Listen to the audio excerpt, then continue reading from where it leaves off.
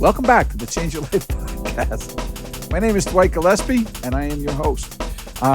If you haven't done so already, of course, we would like you to subscribe, like, and definitely share. Especially if you hear something worthwhile here, definitely share it. Today's podcast is going to be an upbeat one. The last one we did was on how to destroy your relationship. Today we're going to go in a little bit of a different direction. Today we're going to talk about, or I'm going to talk about the gifts of recovery and what that means. And I understand that a lot of you may not be in recovery programs. You may not need recovery programs. And when I say recovery programs, I'm a recovering drug addict. So I'm in a particular 12-step group for recovering drug addicts. And that's my choice. You know, there are, I think, just under 40 12-step programs that you can join now. What I'd like to talk about, though, is something that that really, you see, these things can benefit you whether you have drug problems or not, whether you suffer from these maladies or not. Because it's my belief that everybody can benefit from doing the things that we do in recovery. That these are just really good ways to live. Because basically, what recovery teaches you, like any 12-step program, and again, it doesn't matter what it is, any 12-step program, it brings you to live by a set of spiritual principles, and like three of the big ones: honesty, open-mindedness, willingness, being generous toward others. Like there are a myriad of spiritual principles that you try to live by, and that's always a good thing. No matter who you are or what you're doing, it always makes your life better to try to live by some principles, to have these principles. Integrity is a big one too, humility, like these things. Humility, it's that one's a problem for me. I think it was Gandhi who said, once you think you have humility, you just lost it, like, right? Once you start talking about it. But anyway, that's neither here nor there. There are some gifts that I've been given in recovery that I think that are universal for people. There's a thing in one of the readings that I do in the group that I belong to. There's a book, it's called the Just for Today book, and it's my favorite one in that thing. It's 365 days, and you can get these. Like there are tons of them put out by different organizations and stuff like that, or just in general, like meditations, daily meditations. And that's basically what this is. And one of them is called A Curse into a Blessing, and I love it, because basically it says, like, well, we're doing this because we have this disease of addiction. Like, we have a problem with addiction. We have a problem with drugs. And it brought us to this good place. Because see, I'm of the belief that if I like my life the way it is right now, that I have to be okay with everything that happened in my life to get to this point. And that was a very hard thing to come to. I've been through a lot of things. I grew up in a tough house. As if you listen to this podcast, I talk about my upbringing a lot. My father had committed suicide when I was young. I was 18 years old. I went into the military right after that. I had horrible addiction problems, both alcohol, heroin, cocaine, whatever it was.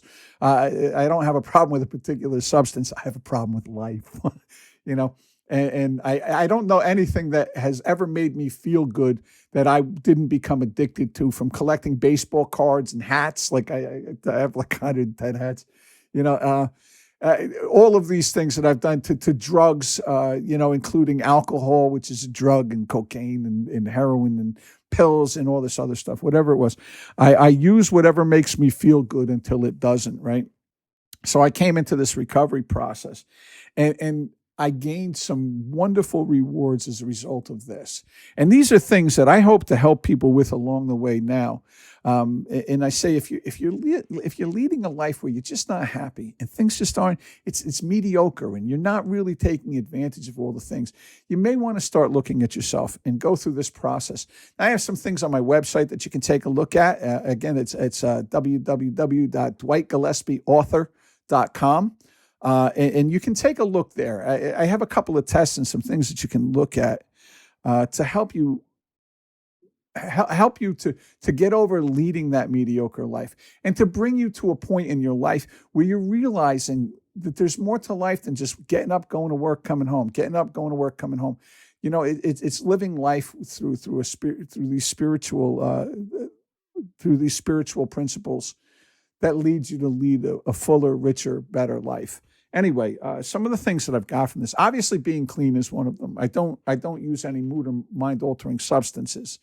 And by that, I mean, I don't drink alcohol. I don't consume alcohol. I don't consume any kind of illegal drugs or prescription drugs for that matter. Other than as prescribed, I had a knee operation. I had my knee replaced 2 years ago, and they told me you have to take the painkillers. And I did, but I took it as prescribed. I actually took half the prescription, and I got off of it 3 days after the operation because I felt I didn't need it anymore, and I was okay. And that's my personal decision. But that's what I mean when I say I don't take any mood or mind-altering substances. That's a huge benefit right there because my life used to revolve around them.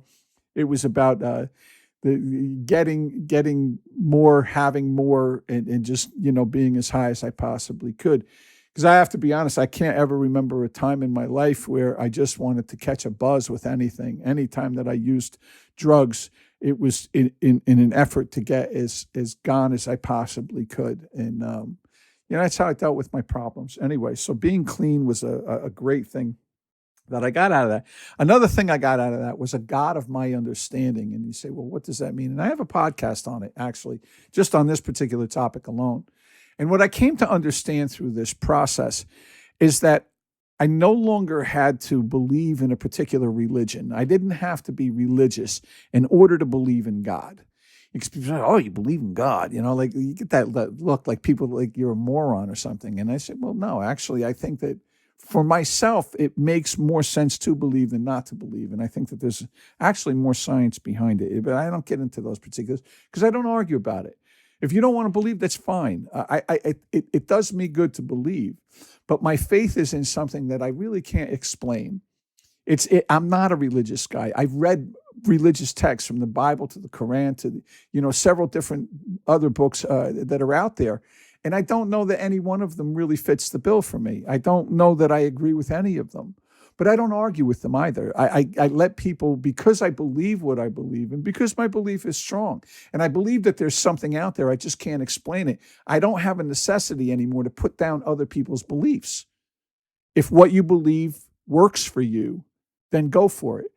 However, if what you believe, or don't believe, right? Because even believing there's nothing is believing in something, and the something that you believe in is that there's nothing. I know that sounds like counterintuitive, but it's true. Nothing becomes something, right?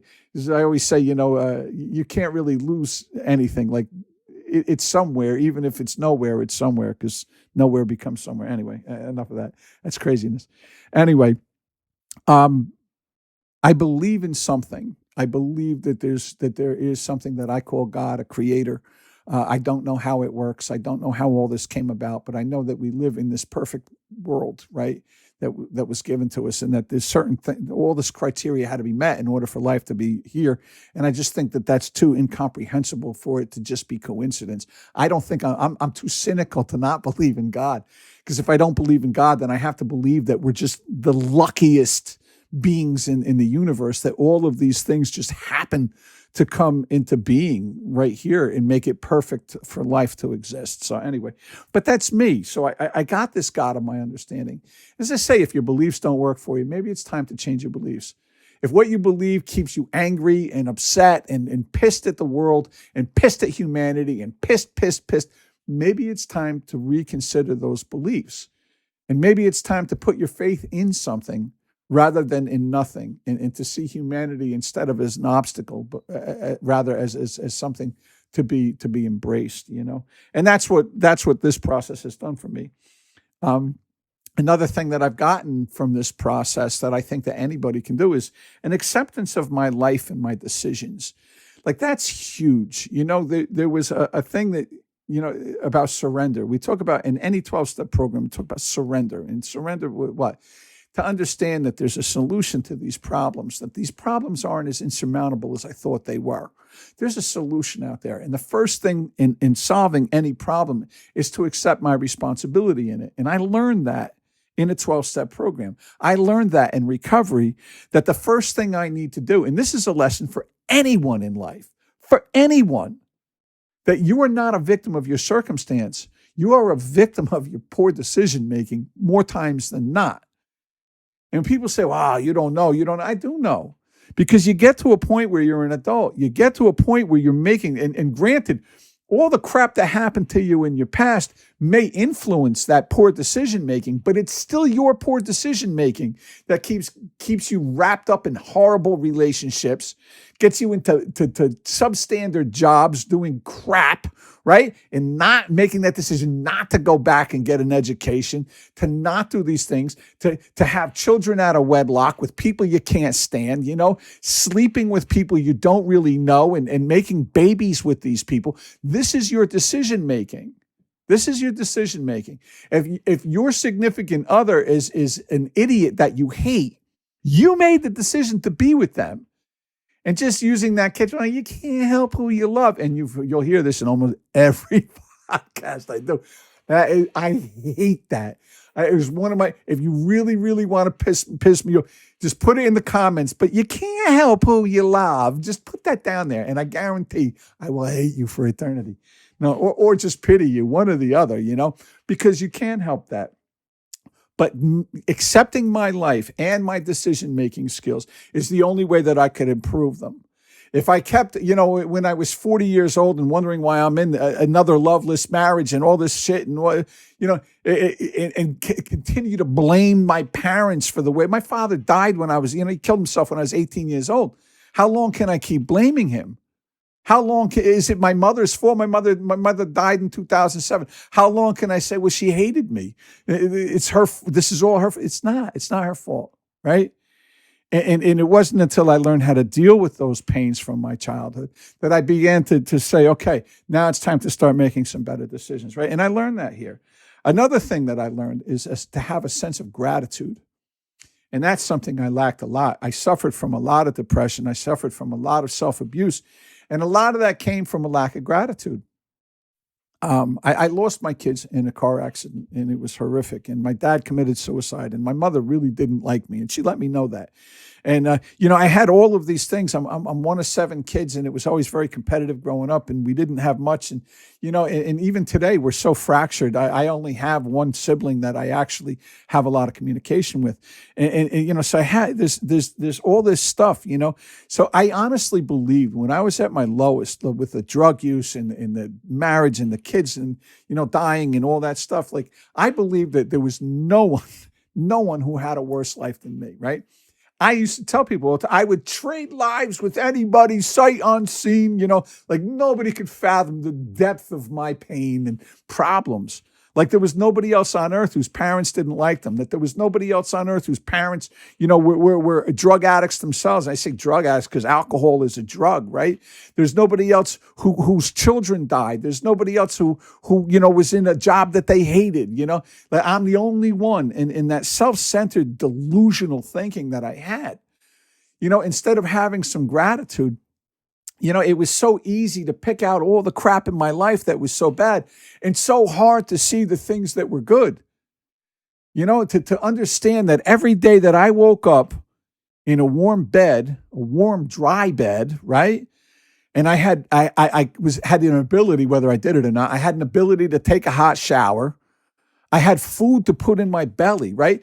That right there, I had things that literally millions of people went to sleep every night around the world with want and need for. Those very things that I took for granted every day. And my life was so bad, but here I was eating on a regular basis. I had people who loved me in my life, and I refused to look at any of that. And I was able through this process to gain some gratitude for my life, to understand that I'm loved, that I'm fed, that the food in my belly, the clothes on my back, and the roof over my head. And if that's all I have to be grateful for, that's a lot, right? That millions, literally millions of people every night go to bed with want for those very things. I remember seeing this video on YouTube, and you can check it out because it'll give you a sense of gratitude, about these people in Haiti who feed their children mud pies. It's mud. It's mud with a little salt in it to fill up their bellies because they don't have enough food. It's horrible, horrible. I'm so blessed to have what I have, right? And I learned to see that gratitude and to be grateful that I'm clean and to be grateful that I can help others, right? And that's the last thing that I want to mention is having a sense of purpose in life. I went through life when I had that horrible feeling, you don't understand and you don't get my pain and all this other stuff that I would cry about. I can turn that around now, and I've come 180 degrees on that. And what I can do now is use myself as a beacon for people who are feeling the same way. I have people in my life now that I mentor, that I sponsor through these programs. And I let them know that you can come through this darkness. Losing your children, you can come through this. That while it may seem so dark and insurmountable at this moment, because I remember, right, my son passed away in a car accident. It was November 2nd, 2005. And my wife was pregnant with my daughter. And then on December 15th, we lost the baby of that same year. And the baby became non-viable, as they call it. And she had to have a D&C. And I remember how I felt that day, and I was in my garage and I had actually tried to kill myself. And it was very bad. It's in my book. You can read the account of it in my book, Price Tags, which you can get on Amazon or Barnes & Noble or any other place. I talk about what happened in the process and hearing voices, and it was surreal. And I remember I was up on a milk crate with an extension cord around my neck, and I was ready to check out, and I didn't. And you can read about it. But I got off of there, and I remember laying on that floor. It was in my garage, which is out there. You can't see it from here, but it's out there. And laying on the floor and saying to myself, this'll never get better. They're never coming back. The kids are gone for good. And learning how to live through that. And I learned that in recovery as well, how to deal with that pain. And knowing now that I have this purpose in my life, I have a purpose. Here's a great book, and this isn't mine, but I love this book. It's always close by. It's Man's Search for Meaning by Viktor Frankl, and just a brilliant man and a brilliant book. And he talks about taking these painful situations, and he was the head of the Vienna Psychiatric Hospital in obviously in Vienna, Austria, and just before the war. And he was a Jewish guy who was taken to the concentration camps. And he survived with this idea of finding purpose and meaning through the pain. And he teaches people about that in his book. And it's a wonderful, wonderful book. And I've read it several times. But this idea that you can use this pain to help other people. And I like to think of myself as a beacon for parents who've lost their children, because I don't think there's anything more horrendous than that. I really don't. It is the most painful process that I've ever been through. And that included my father's suicide, which I thought, it'll never get worse than this. And sure enough, don't tempt fate, right? It was worse.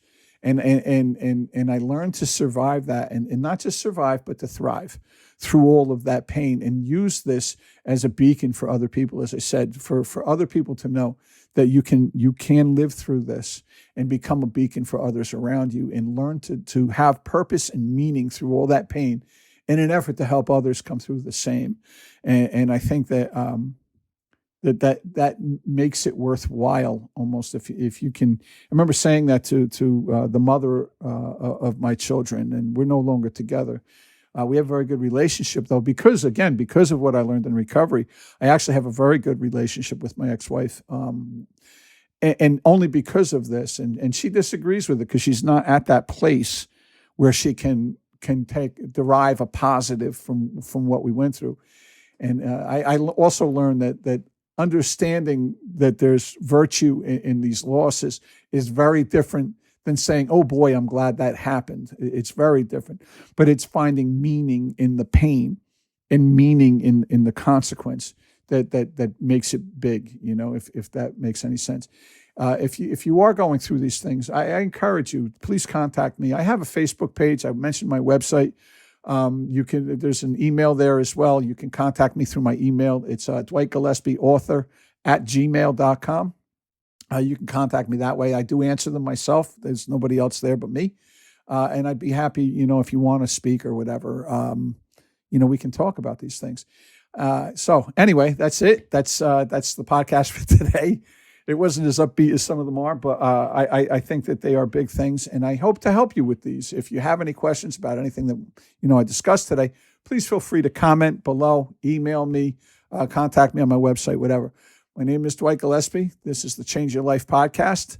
Again, if you like what I had to say, by all means, like, subscribe, and by all means, share with your friends, share with people that you think are going through these things that can benefit from all of this. Have a wonderful week. My name is Dwight. We'll see you next time. Thanks for listening. Bye.